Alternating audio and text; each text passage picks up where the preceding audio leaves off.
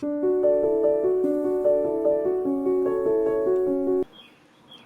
everyone, and welcome to the very first episode of our podcast, Simplifying Sustainability.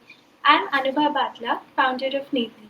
This podcast is about making sustainability something we can live every day, not just as a theory, but as simple, doable choices.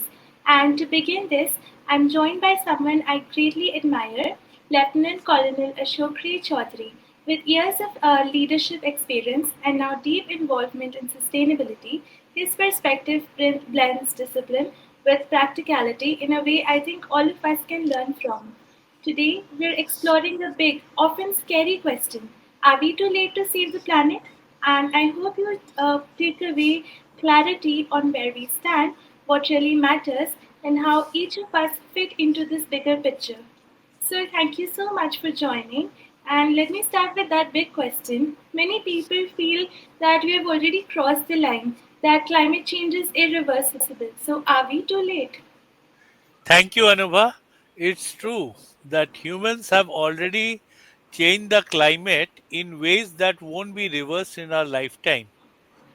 Even if we stopped emitting today, global temperatures won't fall back down.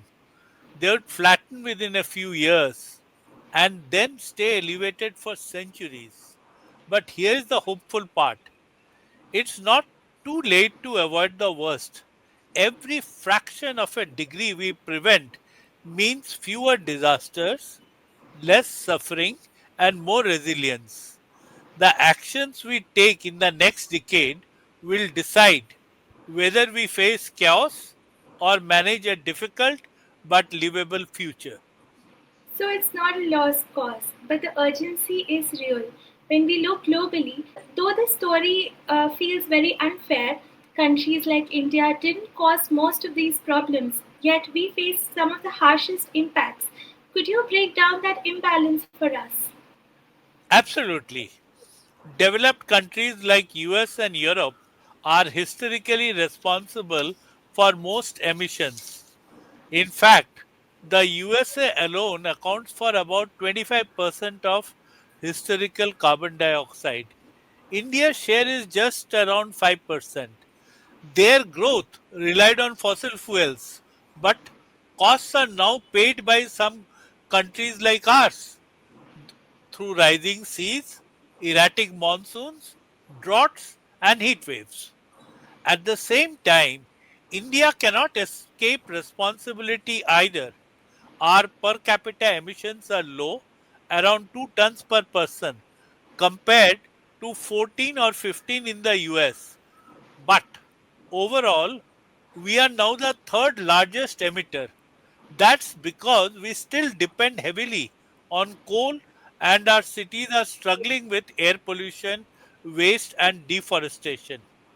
Hence, our country, India, is both a victim and a contributor. That's the reality we must hold in balance. And that balance is so tricky because, on one hand, we need climate justice, finance, technology, and fair carbon space from developed nations. But on the other hand, we also need to fix what's in our own backyard. If we look ahead, let's just say 10 years, what do you see as the biggest risk for India and where do you see the opportunities?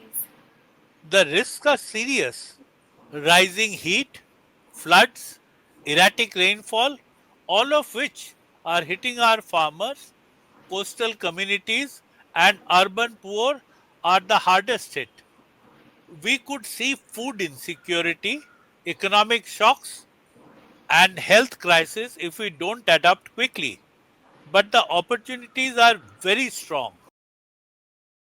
Is buzzing with innovations: solar powered cold storage, AI water management, biodegradable plastics, urban forests, and now, if we embrace these solutions early, India can actually leapfrog, turning sustainability into a driver of growth rather than a barrier. That's really exciting to hear because it means climate action isn't just a sacrifice, it's also innovation. But when we talk about sustainability, Many people still feel it's something abstract or something the government and big corporations handle. How do you see the role of individual and communities in this picture? I think individual and community action is vital. Government sets policy, but the real change happens on ground. Take Kerala's decentralized waste management. Households composting instead of sending waste to landfills, or Rajasthan's Johad, reviving traditional rainwater harvesting. These aren't billion-dollar projects. They are people acting together with consistency and ownership. That's where sustainability becomes real, when it moves from something imposed to something lived. It connects to what we try to do with Neti, making sustainability hassle free and rooted in ownership. It's not about doing everything, but about starting somewhere and doing it consistently.